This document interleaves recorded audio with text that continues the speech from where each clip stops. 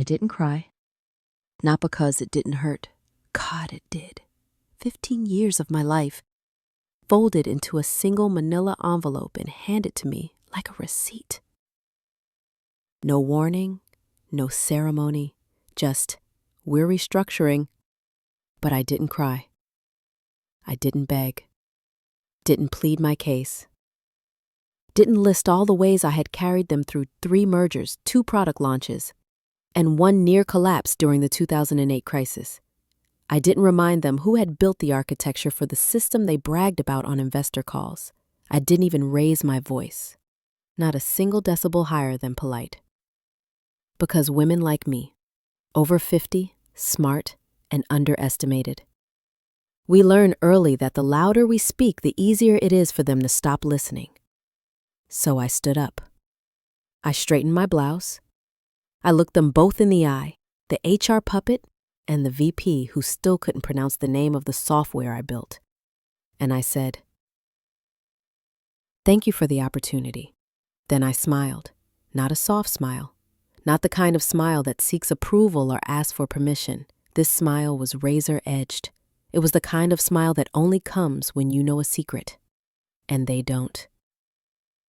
Because what they didn't know, what none of them had the foresight to see, was that when they showed me the door, I walked out with the soul of the company tucked into my sleeve. Not a USB drive, not a stolen file, nothing illegal, just knowledge. Just the blueprint of the very algorithm they now depended on. And 3 days later, while they were still celebrating my quiet exit and handing my workload to a 20-something who couldn't code recursion without Stack Overflow, their CEO would be staring at a press release that would gut him from the inside out. 3 days, that's all it took. Because I didn't fight when they pushed me out. No, I waited. I waited for the moment I'd already prepared for. They thought they were cutting costs. What they really did was hand me the match to burn their entire foundation down. And I wasn't even angry. I was focused. Because revenge isn't always loud. Sometimes it walks out the front door in heels and lipstick, carrying a cardboard box, and comes back with a patent in her name. And a job titled 10 floors higher. Let them keep the goodbye cake. I came for the legacy. And I knew, by Monday, the board would know my name. The press would write it, and the same people who once called me just part of the team would realize they'd just let go of the one person they couldn't afford to lose. Not because I begged to stay, but because I left. Owning everything they thought was theirs. My name is Elaine Morris. I'm 55 years old, widowed for 6 years now. Mother of 2, James, who lives in Denver with his wife and 2 daughters, and Rachel, my youngest, who just finished grad school in Oregon. They're grown. They're doing fine. And until very recently, I had a plan, a quiet one, simple, really. I would work for a few more years, 5, maybe 6.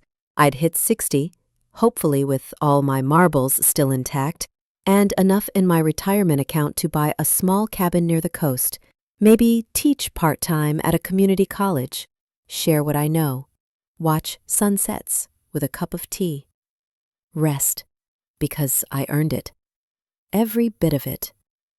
For 15 years, I poured myself into NovaStream, a tech company based in San Diego.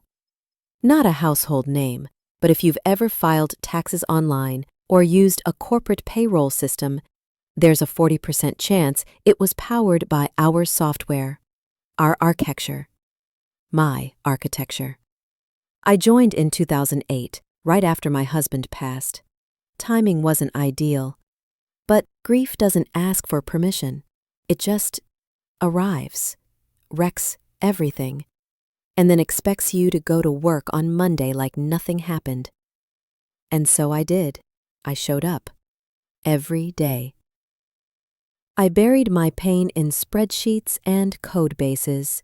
When other people left early for dinner dates or kids' soccer games, I stayed. I wrote documentation that no one asked for, refactored code that nobody noticed was inefficient, and slowly, quietly, I became the backbone of the system that made NovaStream what it is, what it was. I never needed the spotlight. I didn't care about keynote speeches or LinkedIn posts that used words like thought leader or disruptor. All I ever wanted was to do good work and to be respected for it. And for a while, I thought I had that. I was made head of research in 2015, a title that sounded fancier than the reality. The truth?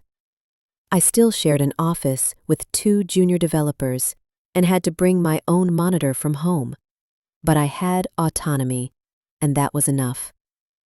I led a team of 6 brilliant engineers. We built the foundation for NovaStream's crown jewel, a distributed data processing system called StreamCore. If that sounds abstract, think of it like this. Imagine your company has data spread across 10 countries, 500 branches, and 1,000 servers. StreamCore brought all that together, fast, securely, and in real time. It took us 4 years to perfect it, 4 years of sleepless nights, of debugging at 3 a.m., of missing birthdays, family trips, and, yes, even my daughter's college orientation, because the deadline was Q4 and I was indispensable. Their word. Still, I told myself it was probably a planning session, maybe a restructure, maybe even good news, a promotion, a larger team. But when I walked into conference room D and saw the manila envelope on the table, I knew. Before anyone spoke, before Dana offered her tight-lipped corporate smile, before Malcolm launched into a rehearsed line about new directions and market shifts, I knew. "Elaine," he began, "first of all, thank you. Your contributions over the years have been deeply appreciated." He didn't mean that, but as part of a broader restructuring initiative, we've made the difficult decision to consolidate the research division. He handed me the envelope. Inside was my severance package, 2 weeks of pay for every year of service, 3 months of health coverage, a pamphlet about career transition coaching. I sat there, still, my hands on my lap, my pulse steady. I remember looking at the glass walls of the room, at the way the sun bounced off the stainless steel handles. It was a beautiful day outside, and yet, the world had just dropped out from under me. I waited for the part where someone would say, "We know this is hard," or "Let us know if we can support you through this." But all I got was, "We'd like you to clear your desk by Friday. Your access badge will be deactivated at 5 p.m. No thank you email, no department farewell. No one came to say goodbye. I was told later, by one of the interns of all people, that the company didn't want to create a scene. Apparently, even acknowledging a longtime employee's departure is a PR risk now. They called it moving in a younger direction. That's the phrase Malcolm used. He said it like it was perfectly reasonable, like I should understand. Smile, nod, leave quietly, younger direction, as if age is a liability, as if 30 years of experience, of system knowledge, of solving problems they didn't even know existed, is now somehow less valuable than a trendy UX portfolio and an app built in a boot camp. I walked back to my desk that day, not because I didn't want to make a scene, but because I'd already seen this coming. Weeks before, I had received an internal email by accident, an entire thread between executives. They were talking about legacy overhead. That was me, legacy overhead. I wasn't even a person anymore, just weight, cost, code. So no, I didn't beg. I didn't demand fairness, because you can't ask a machine to feel remorse. NovaStream wasn't a team anymore. It was a machine, one that just ejected me like old firmware. They thought I was obsolete. That's the word they used. Not out loud, of course, but in their slide decks, their backroom conversations, and the spreadsheets, where I was reduced to a salary line marked non-essential. Obsolete. As if wisdom expired. As if experience had an expiration date. As if 15 years of building something from scratch meant nothing. once your hair turned gray and your voice wasn't as loud in meetings. They saw me as outdated. What they didn't see, what they never saw, was what I was quietly building behind the scenes. While they were planning my exit strategy, I was executing mine. Because I've worked in tech long enough to know loyalty doesn't pay dividends. Documentation does, foresight does, paper trails do. And so I started documenting everything. Not just for them, for me. For the version of me who might one day need to prove what she built, what she owned, what she was owed.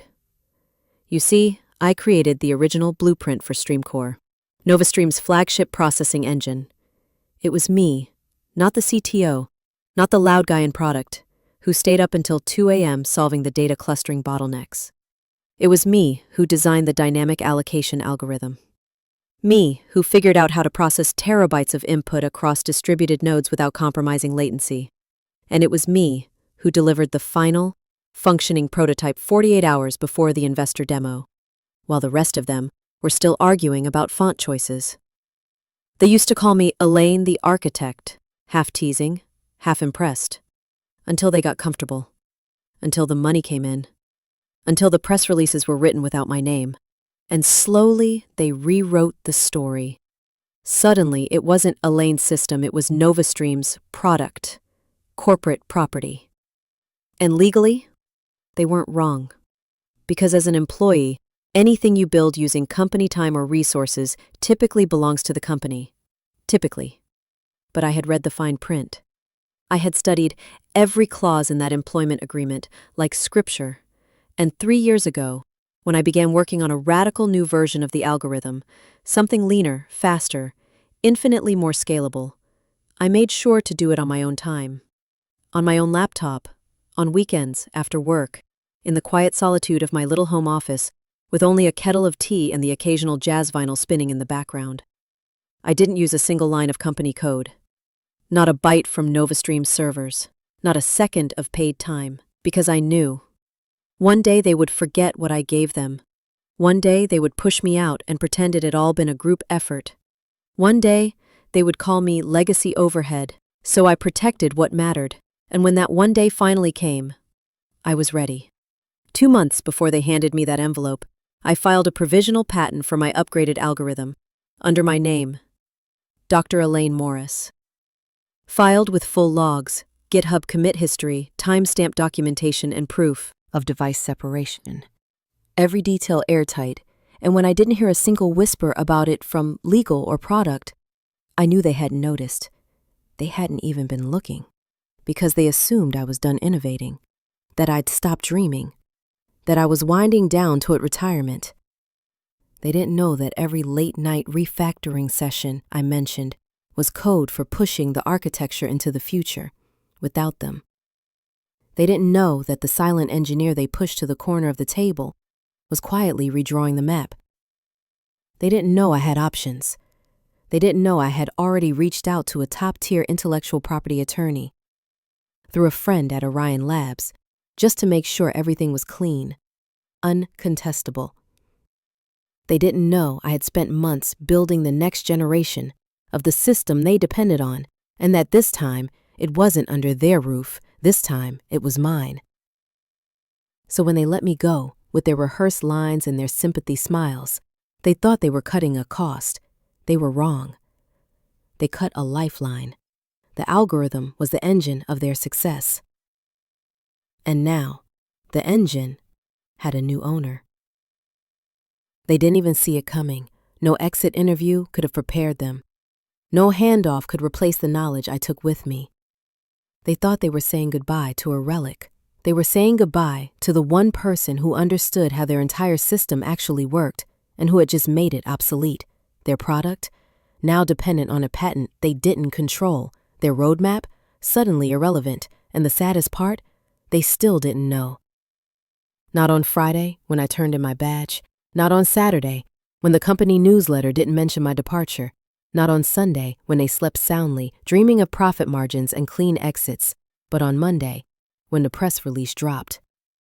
When the world learned that Orion Labs had secured exclusive rights to a revolutionary new processing algorithm, developed and patented by Dr. Elaine Morris, that's when it hit them. That's when they knew. By the time they looked up, I was already gone. And the future? It had already changed hands. That very night, just hours after being let go like a temp intern, I put on my navy blazer, pulled my hair into a low chignon, and walked into the back entrance of the Carrington, a quiet rooftop restaurant tucked between two mirrored office towers downtown. Julian West was already waiting. CEO of Orion Labs. 48, ruthless, brilliant. The kind of man who never smiled unless he was closing a deal or breaking a competitor. He stood as I approached, pulled out the chair across from him, and said just 3 words. They did it. I nodded. Elaine, he said, shaking his head as if the absurdity still amused him. They threw away the one thing they couldn't afford to lose. He was right. Because for years, Orion Labs had tried to match NovaStream's efficiency. They had the capital, the talent, the infrastructure. What they didn't have was me. Until now. We didn't waste time on pleasantries. The waiter came and went. Neither of us remembered what we ordered. Our plates stayed mostly untouched, because the real feast was the moment. Julian slid a folder across the table, thick, precise, pages neatly tabbed. We're offering you the role of Chief Innovation Officer, he said. Executive-level equity, 7-figure signing bonus, full authority over the team and roadmap, and most importantly, Orion gets exclusive licensing rights to your patent. I had reviewed every line already. My attorney, the one Julian introduced me to months ago, had drawn the contract airtight. Still, I read it again. Because this wasn't revenge. This was something more permanent. Recognition, value, control. The pen in my hand felt heavier than any I'd held in 15 years, not because of the ink, but because of what it meant. For the first time, my work would carry my name. Not buried in a slide deck, not credited to some exec who couldn't write a line of code if his life depended on it. I signed. With one stroke, I had taken back what NovaStream thought they owned. When I looked up, Julian raised his glass. To new beginnings, he said. To owning what you build, I replied, clinking my glass against his. We drank. We didn't toast to revenge, because this wasn't petty. This was surgical.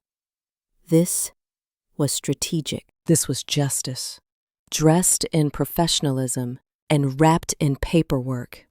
That night, I didn't sleep, not because I was anxious, but because I was ready. I packed up my old work laptop, even though it was due for return, and instead opened my personal one. I rechecked every document, every line of proof, every timestamp. The next morning, I dropped the company gear at HR. I smiled, signed their release forms, and left without a word. No one stopped me. They were too busy pretending I was already gone. And in a way, I was. Because in 3 days' time, on Monday morning, NovaStream's executives would arrive at their pristine office suites, sip their lattes, open their inboxes, and find this headline waiting. Orion Labs secures exclusive rights to revolutionary data algoraph. Hires creator Dr. Elaine Morris as Chief Innovation Officer. They wouldn't know whether to scream or to throw up. But they would know this. They had made a mistake. A very expensive, very public mistake. And the woman they had dismissed as non-essential was now the most essential name in the industry. Let them choke on their silence. Because I wasn't coming back. Not to negotiate, not to consult, not to fix what they broke. I was going to build something better, right across the street. Monday morning, 9 a.m. I was sitting in my new corner office at Orion Labs, floor-to-ceiling windows, a view of the skyline, quiet hum of engineers starting their day just beyond the glass. It felt surreal, like stepping into a life that had always been meant for me, but had been held hostage by other people's lack of vision. I took a sip of black coffee, no sugar, no cream. And then my phone buzzed. Total chaos. They just realized they don't own the algorithm. It was from Raj, one of my former engineers at NovaStream. He had stayed behind, said he wanted to see how it played out. Now he was watching the building shake from the inside. I smiled, not out of spite, but out of justice, because for once, the truth had arrived before the damage control. And then, right on cue, my inbox pinged. Subject, urgent, possible misunderstanding, from Victor Langdon, CEO, NovaStream. Elaine, it has come to our attention that there may have been a misunderstanding regarding the StreamCore IP. Can we please schedule a time to speak today? I'm sure this can be cleared up quickly and amicably. Warm regards, Victor. Warm regards? Funny. The last time I stood in front of Victor, he didn't even look me in the eye. I didn't reply. I didn't even hesitate. I simply clicked forward, typed in the email for Orion's legal counsel, and hit send. No emotion, no commentary. Just, you handle this. Because that's what they always said to me, didn't they? Elaine, you handle this. Elaine, can you clean up the code? Elaine, can you explain it to the investors in a way they'll understand? I had handled everything for them, but not this. This was the part they would have to handle. Within minutes, I got a ping from Orion's legal team. We've got it. You don't need to respond to anything from NovaStream. All communications go through us now. And just like that, I was untouchable. At 9:30, Raj messaged again. They've pulled in the general counsel and the CFO. Full-blown fire drill. Someone wheeled in backup servers from R&D. They're trying to prove you built the algorithm on company time. I laughed. Quietly, bitterly. Because of course they were. Even now, they still didn't believe a woman could be both loyal and smart enough to outmaneuver them. They assumed I had made a mistake. They assumed I hadn't thought this through. They assumed they still held the upper hand. They didn't. My documentation was meticulous. I had timestamps, local backups, separate workstations. I had proof that the press release was out. Industry insiders were buzzing. Tech blogs had already begun calling it the most significant IP shift in enterprise data processing since 2010. Meanwhile, NovaStream was scrambling to explain why their biggest competitive advantage no longer belonged to them. I heard they tried to call an emergency executive meeting, but the VP of product was on a flight. The head of legal was in Cabo on vacation. Their PR director didn't even know what was happening until a journalist reached out for comment. By 10:45, the second email from Victor arrived. Elaine, please. Just 5 minutes. We can make this right. Call me. I didn't even open it. Just read the preview and deleted it. Because here's the thing. You don't get to ghost someone for years and then demand 5 minutes of their time when the walls come down. You don't get to erase someone's name from a product they built and then act surprised when they reclaim it. By noon, Orion's press team sent me a summary. NovaStream's stock was down 7%. Ours was up 12%. The markets had spoken, and later that afternoon, Raj messaged again. Victor looks like he's aged 10 years since 9 a.m. He tried to spin it in the all-hands meeting, but someone asked about the missing patent, and Marissa, legal, turned ghost white. They ended the meeting early. Oh, and P.S. I've officially accepted your offer. Starting next week. I exhaled. Deeply. Because I wasn't just watching the house burn. I was already living somewhere better. By Monday afternoon, it was no longer an internal crisis. It was an industry earthquake. NovaStream's stock had dropped 7% by noon. That number alone might not sound like the end of the world, but in corporate terms, it was blood in the water. Investors hate one thing more than anything else: uncertainty. And now, the very foundation of NovaStream's flagship product, the engine they built their Q4 roadmap on, was gone. Worse, it had reappeared, just not in their hands. That afternoon, Tech Break Weekly ran a banner headline, "The $100 million Blind Spot: How NovaStream Lost Its Edge and Its Inventor." The article was brutal. It didn't just mention me by name, it told the whole story, or at least what they could gather.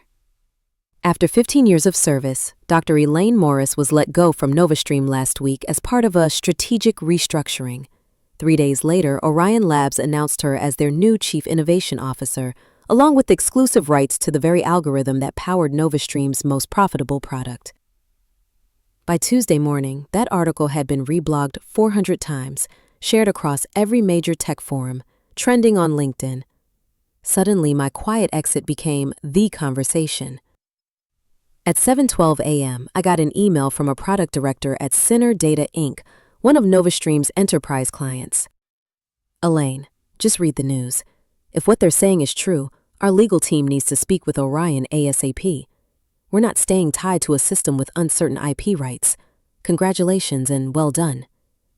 An hour later, Veriton Analytics, another major client, reached out with the same message.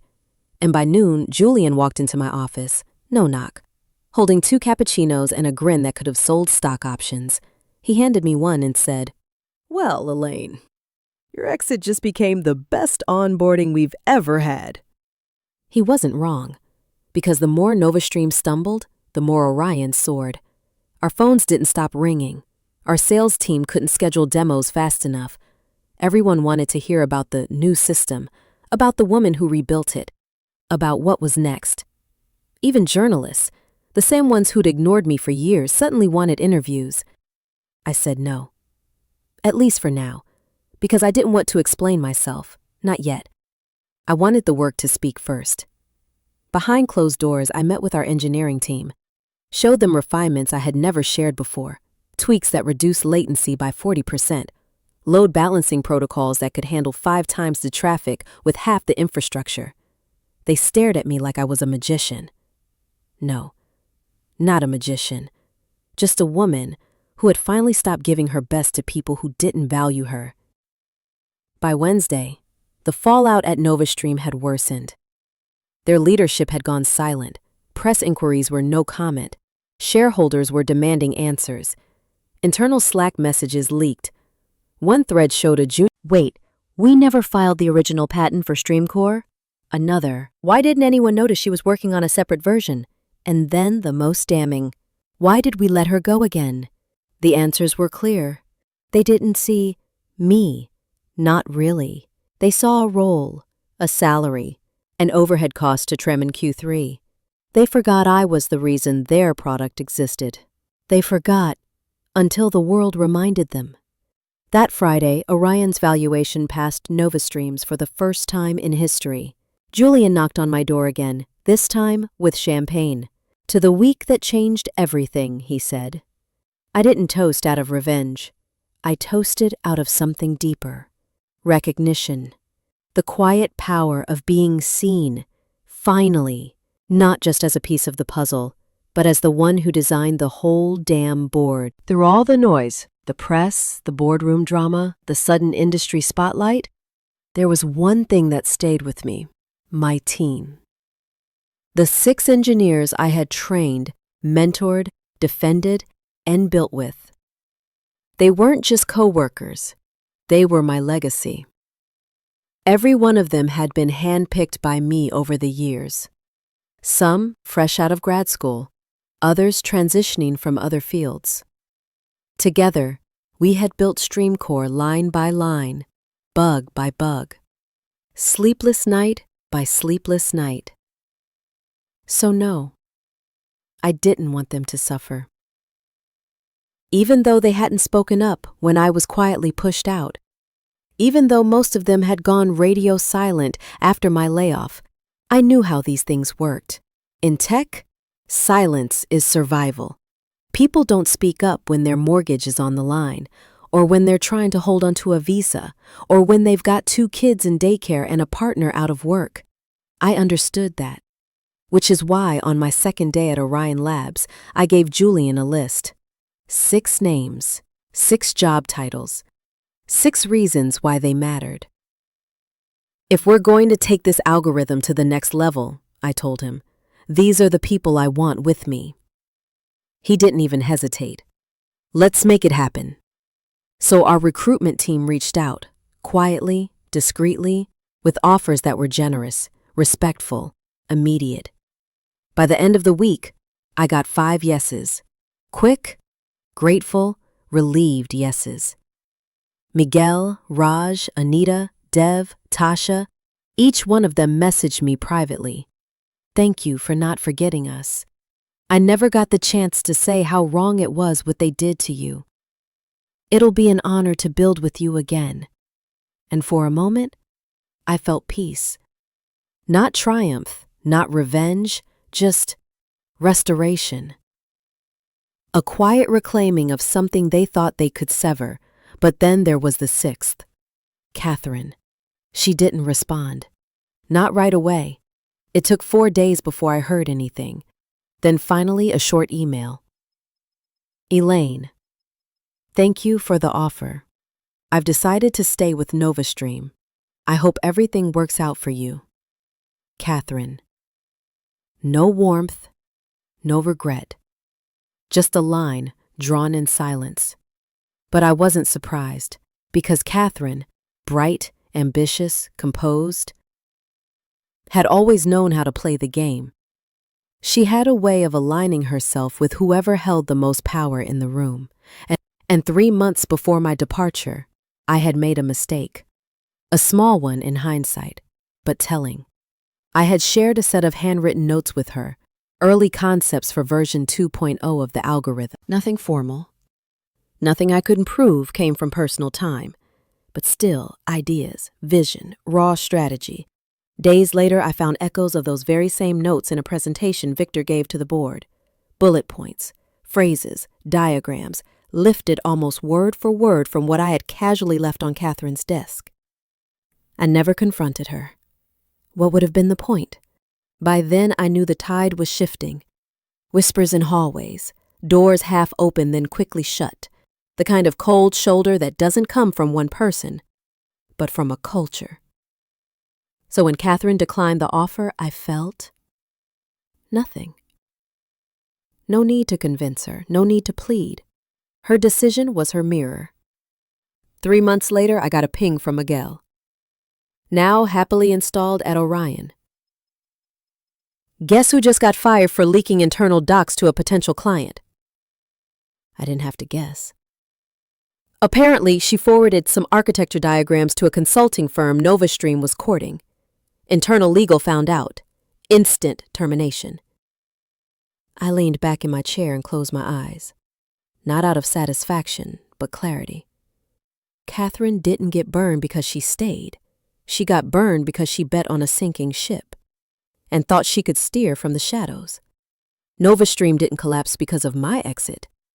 It collapsed because of a rot from within, because it built its empire on the minds of people it treated like replaceable parts, because it thought loyalty could be extracted without compensation, because it forgot that you can't scale what you don't respect. And Catherine? She wasn't my revenge. She was their consequence. 1 year. Exactly 365 days since the morning I was handed a manila envelope and told I was no longer aligned with the company's direction. And now, I stood beneath a spotlight.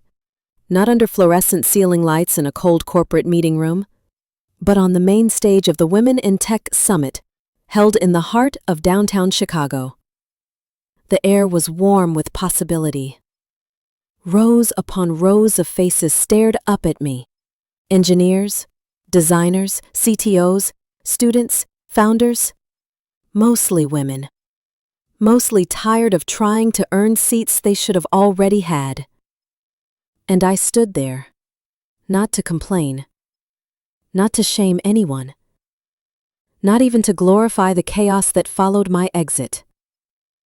I stood there to prove something, that we don't disappear just because they stop seeing us. That value, real, lasting, earned through fire kind of value, doesn't vanish with age, or fade with titles lost, or shrink with rejection letters. It expands. It deepens. It refines. I adjusted the mic, took a slow breath. My name is Elaine Morris. I'm 56. I didn't build a billion-dollar app in my 20s. I didn't drop out of Stanford or raise $30 million from venture capital before I knew how to file taxes. What I did do was stay. Laughter. The good kind. The kind that says, yes, she gets it. I stayed through pivots, product failures, gaslighting meetings where I had to explain my own code back to someone who once asked if JavaScript was the same as Java. I stayed through budget cuts, leadership changes, and the quiet erasure of my name from things I had poured my heart into. I paused. Let that land. And then one day, they decided I no longer fit their image. A hush fell. No need to explain who they were. We all had our own versions. But here's what they didn't know. Sometimes, when they push you out of the seat you've warmed for 15 years, that push is the only force strong enough to put you exactly where you belong. Applause. But I wasn't finished.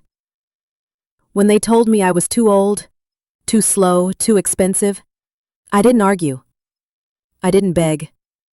I built. And then I told them what happened next. The patent, the deal with Orion, the product that eclipsed the one I had once built in silence. The team that followed me. The company that rose from the ashes of another's arrogance. I saw jaws drop. I saw women nod, eyes misting. I saw a young girl in the front row clutch a notebook so tightly her knuckles were white.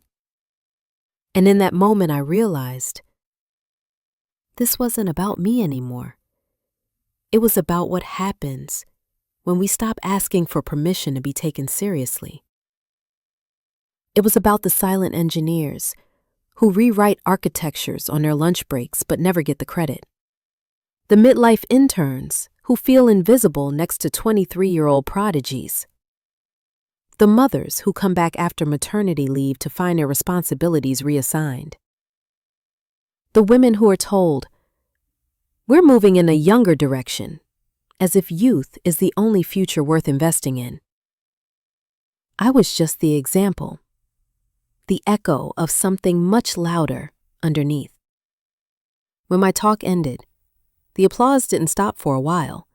People lined up after the session, some with resumes, some with tears, some with nothing more than a whisper, "Thank you. You said what I've never been able to say." Later that evening, I received a notification on my phone. NovaStream had just issued a formal press release. They were now officially licensing the algorithm from Orion Labs. They had also, finally, acknowledged my name publicly as its sole inventor. Too little too late? Maybe, but it didn't sting anymore. Because by then, my name was no longer a footnote. It was the headline. And I didn't need a desk at NovaStream anymore. I had a platform, a team, a future I had built with my own hands from the ashes of a dismissal letter.